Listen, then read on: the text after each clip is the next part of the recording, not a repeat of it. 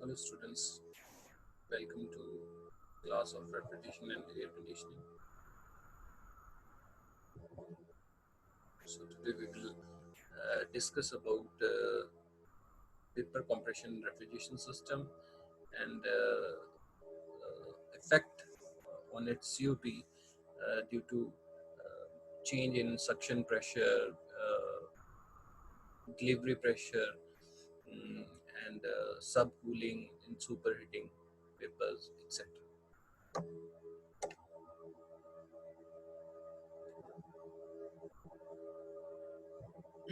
तो हम बात करते हैं वेपर कंप्रेशन रेफ्रिजरेशन सिस्टम की। हमने पहले भी कर रखा है।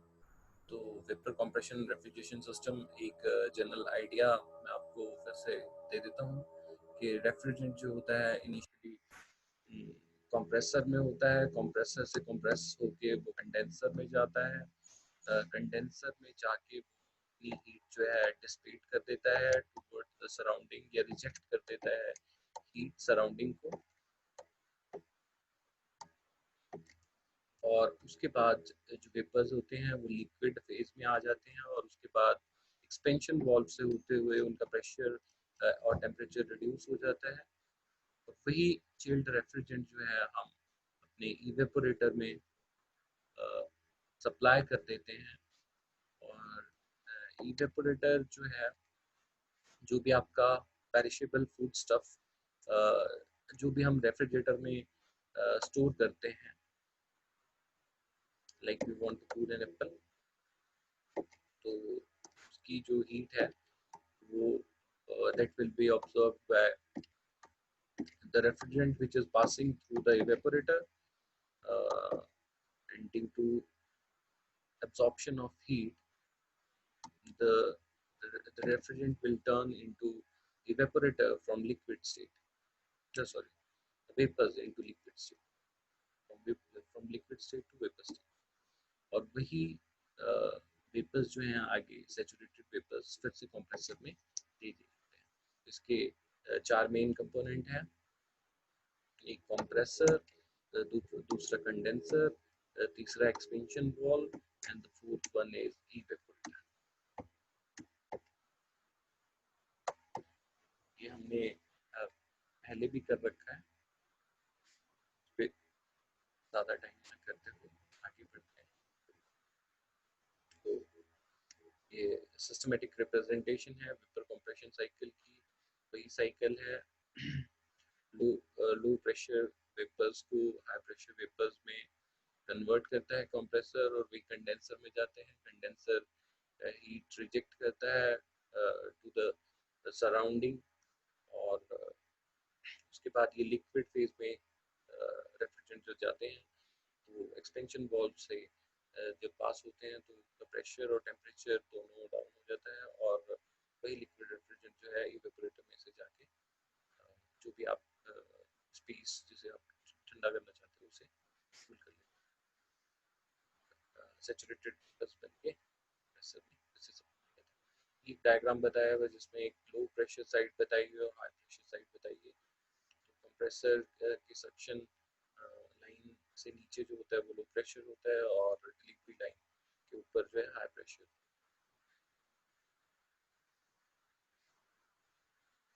तो प्रेशर एंथैल्पी डायग्राम पे किस तरह से इसे रिप्रेजेंट किया जाता है, तो उसके बारे में हम डिस्कस करते हैं। तो आप जानते हो इसमें चार कंपोनेंट होते हैं। The first one is compressor, and the second one is condenser, and the third one is evaporator, and the fourth one is sorry, third one is expansion valve, और fourth one is evaporator। तो first one जो है वो आप इधर देख रहे हो इसमें प्रेशर एंथैल्पी डायग्राम में कि जो कंप्रेसर है वो 2 to 3 जो लाइन है वो शो कर रही है कंप्रेशन को, एंड 3 to 4 जो है वो कंडेंसर में रेफ्रिजरेंट होता है, जहाँ जो रेफ्रिजरेंट है वो हीट रिजेक्ट कर रहा है टुवर्ड्स द सराउंडिंग। एंड जैसे ही पॉइंट 4 पे लिखता है तो टर्न्स इनटू लिक्विड फेज। तो यही लिक्विड जो है एक्सपेंशन वाल्व से होता हुआ इवेपोरेटर में चला जाता है। तो ये पीएच डायग्राम है, ये pressure enthalpy diagram of pure substance में किया होगा थर्मोडायनेमिक्स में। तो इस लाइन को हम बोलते हैं सैचुरेटेड लिक्विड लाइन। इससे पीछे जितना जो भी पॉइंट आएगा उसमें जो लिक्विड हो, जो स्टेट होगी आपके रेफ्रिजरेंट की, that will be in liquid. और इससे आगे जो भी, इस पॉइंट से आगे जो भी आएगा उसे, इस लाइन को हम कहते हैं सैचुरेटेड वेपर्स लाइन, या sometime we call it dry vapours. इस लाइन पे हमें ड्राई वेपर्स मिलते हैं, और इससे आगे जो है वो सुपर हीटेड वेपर्स रीजन जो है होता है। और ये आपका क्रिटिकल पॉइंट है जहाँ कोई भी लिक्विड सीधा वेपर फॉर्म में कन्वर्ट होता है without converting into liquid plus vapour form. इस रीजन के बीच में लिक्विड प्लस वेपर होता है, जिन्हें हम वेट वेपर्स भी बोलते हैं।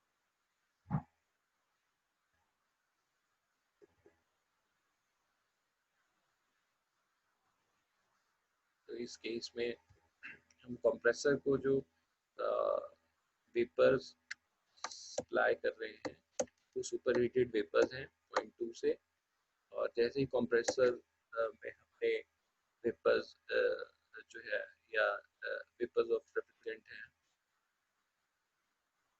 या रेफ्रिजरेंट वेपर्स जो हैं, तो कंप्रेसर को सप्लाई किए, ये उसका प्रेशर इंक्रीज कर देगा और सुपर हीटेड वेपर्स में उन्हें कन्वर्ट करेगा। P3 पॉइंट पे आ गया।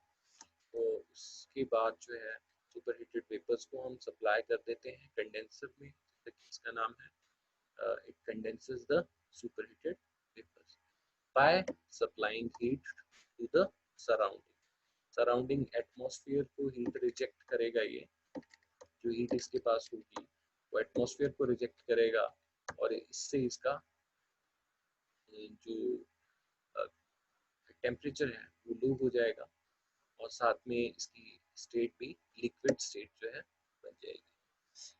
0.4 पे ये लिक्विड स्टेट में होगा। उसके बाद ये लिक्विड को हम एक्सपेंशन वाल्व में पास करेंगे, क्योंकि उसका प्रेशर जो है बहुत हाई होता है। अगर मैं एक जनरल स्टैंडर्ड प्रेशर की बात करूं, तो हाई प्रेशर जितना होता है वो that is near about 10 to 8 bar in domestic refrigerator, but generally we can say it is near about 8 bar, and जो लो टेम्परेचर होता है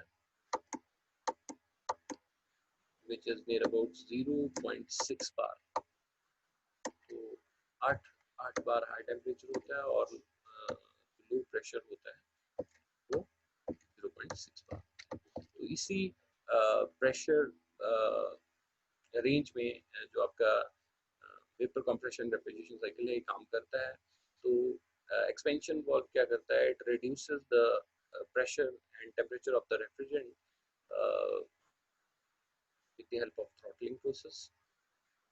तो एक्सपेंशन वाल्व हो गया, and sometimes we use capillary tube in place of expansion valve। तो यही chilled refrigerant जो है जिसे हम सप्लाई करते हैं इवेपोरेटर में अपना हीट जो है अब्सॉर्ब करता है उस रीजन से जहाँ पे अपने पेरिशेबल फूड स्टफ जो है रखा होता है, जिसे हमने कूल करना होता है।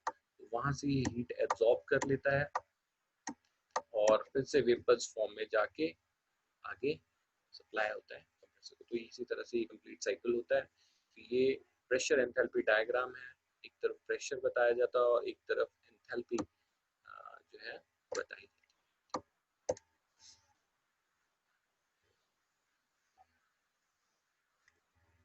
इस तरह से हम बता सकते हैं कि ये इस तरह से इसको रिप्रेजेंट कर सकते हैं प्रेशर एंथैल्पी।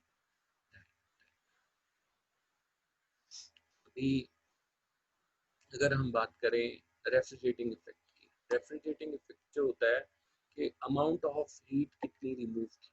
तो इस केस में अगर देखें तो अमाउंट ऑफ हीट जो रिमूव हुई वो 1 से लेके 2 तक जो प्रोसेस था उसमें हीट रिमूव हुई from particular space which we generally want to cool. तो उधर से जो है हीट रिमूव।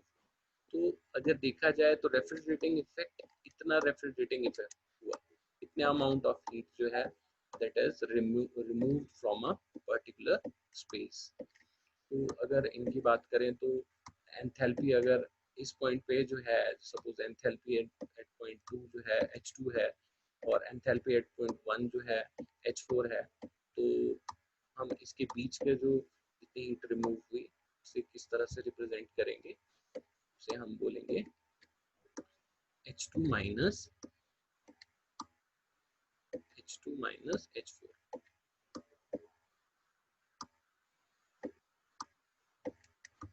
तो इस तरह से हम इसे रिप्रेजेंट कर सकते हैं। और उसी तरह अगर हमने चेक करना हो कि कंप्रेसर ने कितना वर्क किया, तो कंप्रेसर का वर्क जो है 2 से लेके 3 तक कंप्रेसर है और कंप्रेसर जितना वर्क कर रहा है वो यहाँ से लेके यहाँ तक है।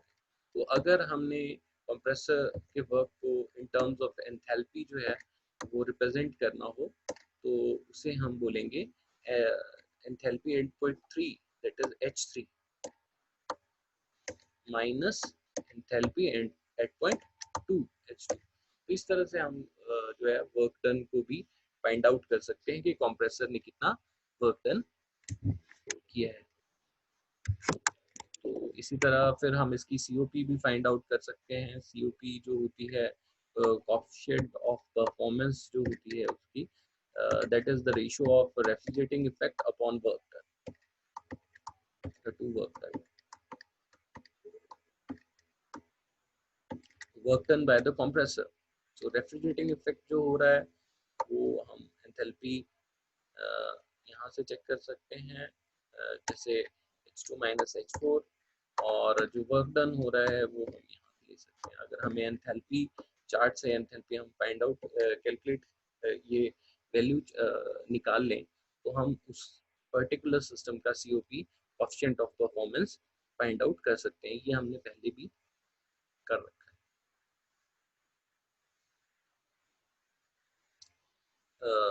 फिर हम नेक्स्ट स्लाइड पे चलते हैं।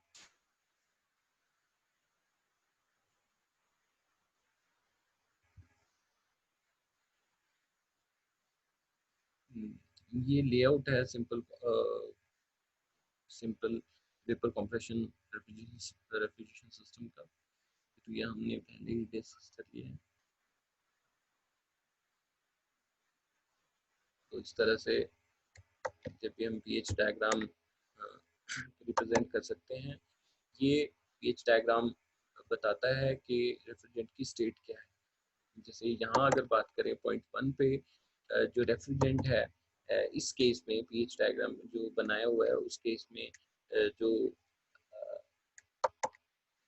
वेपर है वो that is in saturated vapour state. So the vapors are saturated, which are dry. Yeah. So in this particular case, we are supplying saturated vapor to the compressor, and after having compression, it is converted into superheated vapors. Converting into superheated vapors. तो आप ये देख रहे हो कि point 2 पे superheated vapours बन रहे हैं, फिर वो कंडेंसर में जा रहे हैं। कंडेंसर में जाने के बाद वो पॉइंट 3 पे लिक्विड फॉर्म में आ गए, और यहाँ से थ्रॉटलिंग होने के बाद वेट वेपर्स जो है वो लिक्विड फॉर्म जो है उसका टेम्परेचर और प्रेशर रिड्यूस हो रहा है और वही अप्लाई हो रहे हैं इवेपोरेटर, क्योंकि हीट को एक्सट्रैक्ट कर रहे हैं। तो इस केस में अगर देखेंगे हम रेफ्रिजरेटिंग इफेक्ट अगर हम फाइंड आउट करेंगे तो रेफ्रिजरेटिंग इफेक्ट इस केस में जो है यहाँ से लेके यहाँ तक है, वो एंथैल्पी का डिफरेंस है that is H1 minus H4। तो this is your refrigerating effect in this particular case। और अगर हम बात करें वर्क डन की, तो वर्क डन यहाँ से लेके यहाँ तक था। तो इस पर्टिकुलर केस में जो वर्क डन है, that is difference between these 2 points at enthalpy scale. So that is H2 minus H1. तो अगर हम इनकी रेशियो करें दोनों की, refrigerating effect upon work done की, तो हमें COP जो है 10 होता है। ये आप देख सकते हो, इधर इसी के बारे में लिखा हुआ है। तो हम यहाँ देखते हैं कि 4 पॉइंट और 3 पॉइंट के एंथैल्पी जो सेम है। तो इसे हम इस तरह से H4 is equal to HF3 जो है फॉर्म में लिख सकते हैं। ये बताता है HF3 का मतलब कि जो 8.3 है, जो एंथैल्पी है वो लिक्विड की एंथैल्पी है। तो इस तरह से है। तो ये H4 की जगह हम HF3 भी लिख सकते हैं, जैसे कि आप देखिए। नेक्स्ट आगे बढ़ते हैं।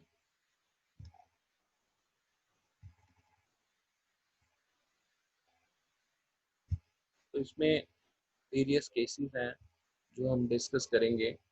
अभी पहला केस जो है, when the vapour is dry and saturated eight the end of compression.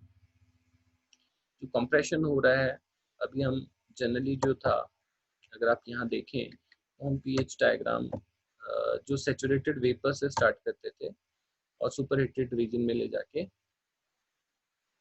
इस तरह से इसको ड्रॉ करते थे। पॉइंट 1 यहाँ होता था सैचुरेटेड वेपर लाइन पे, पॉइंट 2 सुपर हीटेड वेपर पे होता था, और 3 लिक्विड लाइन पे, और 4 इधर। बट इस केस में क्या हो रहा है, ये बोल रहा है कि कंप्रेशन के एंड में हमें जो वेपर मिल रहे हैं वो ड्राई एंड सैचुरेटेड मिल रहे हैं। मतलब ड्राई एंड सैचुरेटेड वेपर तो इस सैचुरेटेड वेपर लाइन पे होते हैं, ठीक है।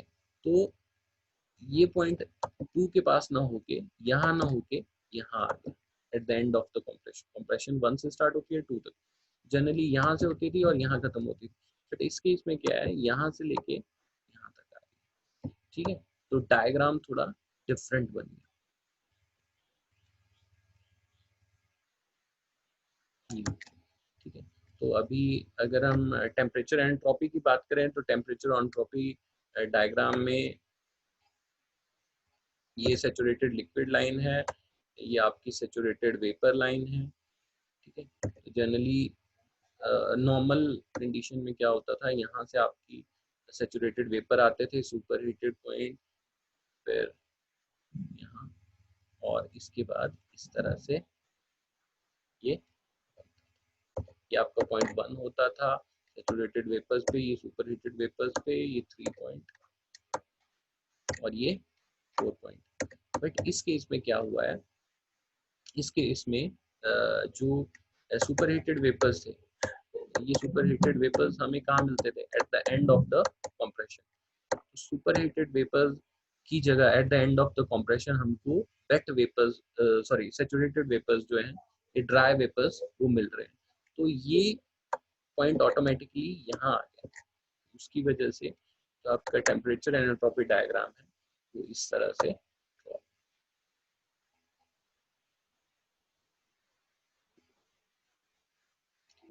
तो इस तरह से। तो अगर हम इसकी COP की बात करें,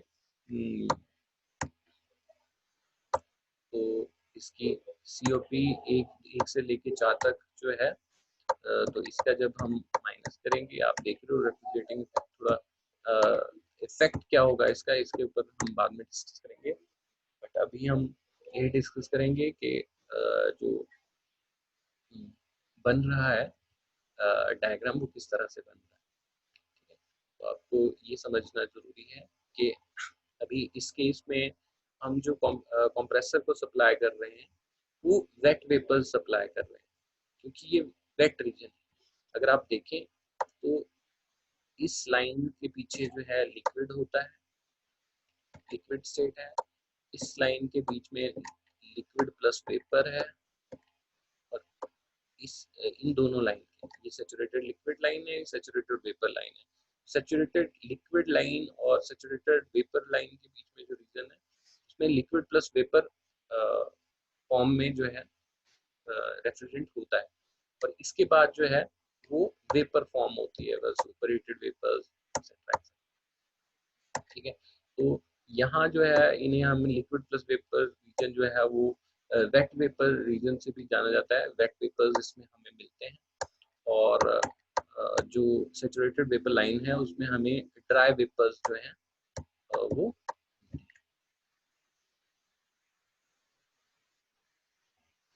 तो अभी आप देख रहे हो, तो यहाँ जो है वो वेट वेपर्स जो है कंप्रेसर में जा रहे हैं, जो कि सैचुरेटेड वेपर बन रहे हैं। ठीक है, तो इस तरह से हम इसे ड्रॉ कर रहे हैं। इस केस में भी अगर आप